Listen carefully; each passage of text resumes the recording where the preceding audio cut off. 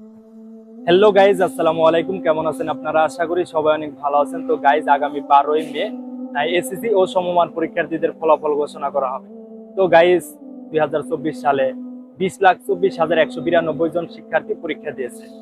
তো গাইজ, 20,24,192 জন পরীক্ষার্থীর মধ্যে আমার ছোট বোনও একজন। তো গাইজ, পরীক্ষা যেহেতু দিয়েছে, পাস ফেল বলতে একটা কথা আছে। পাস হয়তো বা ফেল, তবে পরীক্ষার রেজাল্টের আর মাত্র কয়েকদিন বাকি। তো এই সময়ে তাদের মনের সিচুয়েশনটা কি, সেটা হয়তোবা আমরা সবাই কম বেশি জানি। পাস করলে কি করবে এবং ফেল করলে কি করবে, সেটা নিয়েই তাদের ভাবনা। টেনশন যেন তাদের ছাড়ছে না, দিন যেন কেমন কাটছে সেটা তারাই ভালো জানে।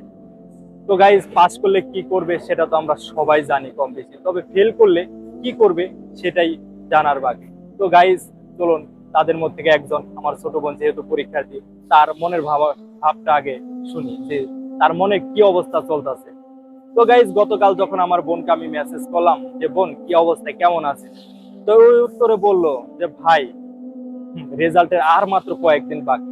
এই সময়ে আমার মনের অবস্থা কেমন থাকতে পারে আপনি বুঝেন না ভাই। সাথে সাথে আরো বললো, ভাই আমি যদি ফেল করি তাহলে আমি যে কি করব আমি নিজেও জানি না, হয়তোবা মরেই যাব। বোনের এই কথা শুনে আমি অনেকটা কষ্ট পাইছি, কিন্তু হ্যাঁ, অবাক হয়েছি এমনটা না। কারণ এটা আমার বোন একা না, সবার মনেই এমনটা প্রশ্ন জাগছে যে কি করবে, কি করে বাবা মাকে এবং সমাজে মুখ দেখাবে যদি ফেল করে। শুধু এই ব্যাচ, এই 2024 সালের ব্যাচই যে এমনটা তাও না, বিগত বছরগুলোতেও যারা পরীক্ষা দিয়েছে রেজাল্টের আগে তাদের মনের অবস্থাও এমন ছিল। তো গাইজ, তবে আমার একটা কথা মনে পড়লো, নিজের জীবনে ঘটে যাওয়া একটা ঘটনা, তাই আজকে আপনাদের কাছে শেয়ার করব। তো গাইজ, তা শেয়ার করার আগে মা বাবাদের উপলক্ষে একটা কথা কই উদ্দেশ্যে।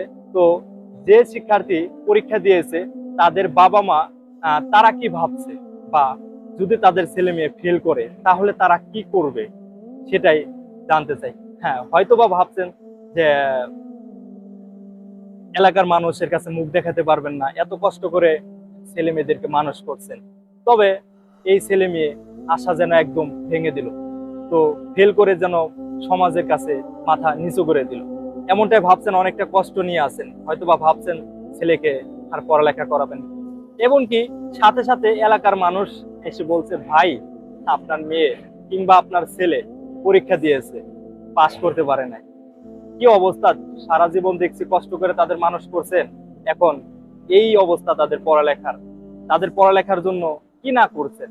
সাথে সাথে আরো বলবে, কি করবেন বলেন, নেশাখোর ছেলে পেলেদের সাথে ঘুরে নেশা করে, অথচ আপনার ছেলে কখনো সিগারেট পর্যন্ত খায় নাই, সেটা আপনি জানেন। কিন্তু তাদের এই কটূক্তি কথা, তাদের এই, হ্যাঁ, এই সময়ে এরকম একটা মন্তব্য অবশ্যই করবে। মেয়ে যদি হয় তাহলে বলবে যে খারাপ মেয়েদের সাথে খারাপ ভাবে চলাফেরা করে, পড়ালেখায় মন দেয় না, এমনটা হয়তো বা আপনাকে বা আপনার স্ত্রীকে বলবে।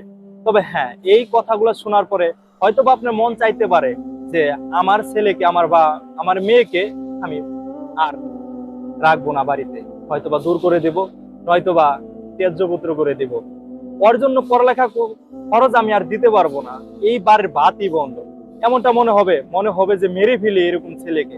কিন্তু হ্যাঁ, মারতে তো পারবেন না, কিন্তু এরকম কথাও হয়তোবা ছেলেকে বলবেন, তোর মুখ আমাকে কখনো দেখাবি না, হ্যাঁ, তুই মরলে আমি খুশি, তোর মতো ছেলে থাকার থেকে না থাকাই ভালো।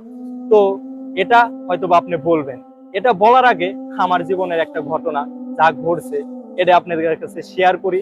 অনুরোধ রইল, যদি কথাটা শোনার পরে আপনাদের মনে হয় হ্যাঁ ছেলেকে এটা বলা উচিত হবে, এবং কি কথা শোনার পরে যদি মনে হয় ছেলেকে বলা ঠিক হবে না, এবং তাকে বুকে জড়াই নিয়ে বলতে হবে যে বাবা কিছু হয় নাই, টেনশন করিস না, তো ডিসিশন আপনার উপরে। তার আগে কথাটা আগে শুনুন মনোযোগ দিয়ে। তো গাইজ, আমি 2018 সালে এসএসসি পরীক্ষা দিয়েছি। তো পরীক্ষার রেজাল্টের আগে আমারও সেম একই প্রশ্ন মনের ভিতরে, ফেল করলে আমি কি করব। তো গাইজ, সত্যি সত্যি আমি ফেল করে যাই। তো আমার সাথে ছিল আমার তিন খালাতো ভাই, দুইজন আমার সাথে পরীক্ষা দিয়েছে, আর একজন আমার থেকে সিনিয়র।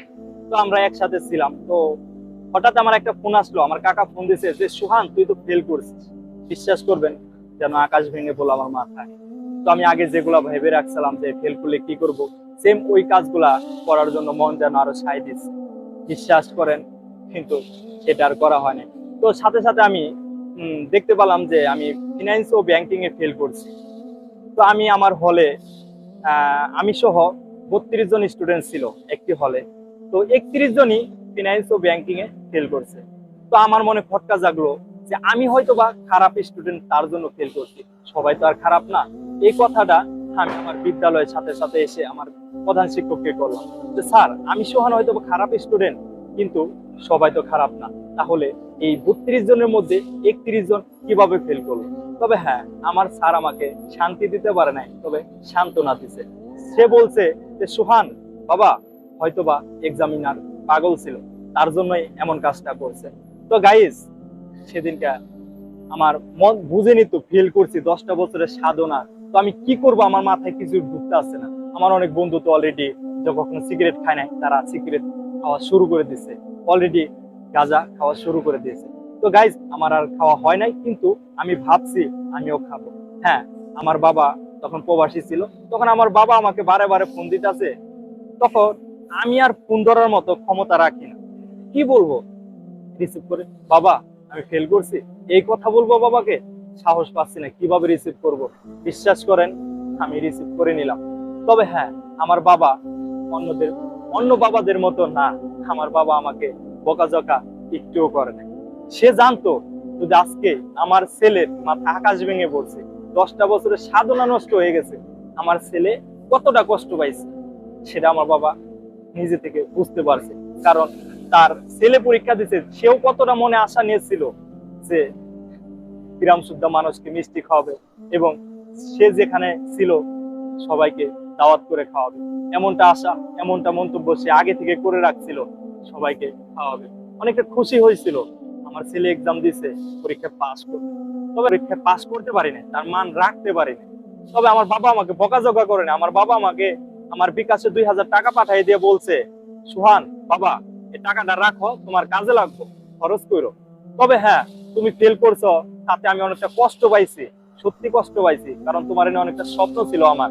তবে হ্যাঁ, এই স্বপ্নটা আমার থেমে থাকবো না, হয়তোবা একটা বছর পরে থেকে আবার শুরু হবে, তুমি ভালো রেজাল্ট করবা, এটা আমি আশা রাখি। তবে হ্যাঁ, তোমার মনে অনেক কিছু আসতে পারে, তুমি হয়তোবা ভাবতে পারো যে আমি এই মুখটা কারে দেখাবো, এমনটা কিছুই ভাববো না, তুমি আমার খাও, ঠিক আছে, তুমি আমার ছেলে।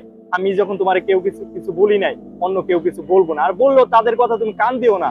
আর একটা কথা বাবা, তোমার কাছে হাত জোর করে অনুরোধ করি, বাবা তুমি আমার পোলা, তোমার কাছে হাত জোর করতে লজ্জা লাগে, কিন্তু উপায় নাই। এই সিচুয়েশনে অনেকে নেশাগ্রস্ত হয়ে যায়, কিন্তু কখনো এই রাস্তায় যায় না। বিশ্বাস করেন, আমার মন যেন নেশা করার জন্য আগ্রহী হয়েছিল, কিন্তু আমি সেদিনকে নেশা করি নাই, আমার বাবার কথাটা রাখছি। আমি একটা বছর পরে ঠিকই পাস করছি, কিন্তু হয়তোবা ওইরকম আনন্দ বাবার মনে আর দিতে পারি না, কিন্তু বাবার কথা রাখতে পারছি, আমি নেশা করিনি। তবে হ্যাঁ, আমার সাথে যারা ছিল সহপাঠী, যারা তখনই সিগারেট খাওয়া শুরু করছে, গাঁজা খাওয়া শুরু করছে, আজকে অনেক বড় বড় নেশাও তারা করে। এই আজকে এত বছর পার হয়ে গেছে, তারা হয়তো বা জানি না তারা কেন সে নেশা করাটা শুরু করছিল, কেন নেশা করা শুরু করছিল, সেটা এখন তারা জানে না। তারা ভুলে গেছে কি কারণে সে নেশা করাটা শুরু করছিল। কিন্তু হ্যাঁ, নেশাটা ছাড়তে পারে না, নেশাটা ভুলতে পারে না। অনেকে অনেক পরের বছর পরীক্ষা দিচ্ছে, ভালো কিছু করছে, কিন্তু ওই নেশাটা ছাড়তে পারে নাই। তবে যদি ওই দিনকে ওই ফ্যামিলি আমার বাবা মার মতো বুঝতো, যদি তাদের সাপোর্ট করতো, বুকে জড়াই নিত যে বাবা কিছু হয় নাই, তুই টেনশন করিস না, সামনে ভালো কিছু করবি, তাহলে হয়তো আজকে নেশা করতো না, হয়তো সুসাইড করতো না। তবে হ্যাঁ, আপনাদের কাছে হাত জোর করে অনুরোধ করছি, কষ্ট তো হয় বুঝি, কিন্তু এদেরকে বুকে জড়াই নিয়ে পরীক্ষা আপনি আর আমি দেইনি, ওরা দিছে, অবশ্যই পাস ফেল ওদের জন্য। তো কষ্ট হইলেও মাইনে নিয়ে, তবে তাদের এমন কোনো কটূক্তি কথা কইেন না যাতে তাদের কষ্ট আরো দ্বিগুণ বাইরে যায়, যাতে তারা সোসাইটির মতো ভয়ঙ্কর কাজগুলা করার জন্য আগ্রহ হয়ে যায়। তো এমন কোনো সিচুয়েশনে তাদের ফেলেন না, তারা তো তাদের মাথা তো এমনি আকাশ ভাঙ্গা পড়ছে, তার মধ্যে যদি আপনারা এরকম তাদের চাপ দেন, এরকম কষ্ট দেন, সত্যি তাদের যাওয়ার কোনো জায়গা নাই।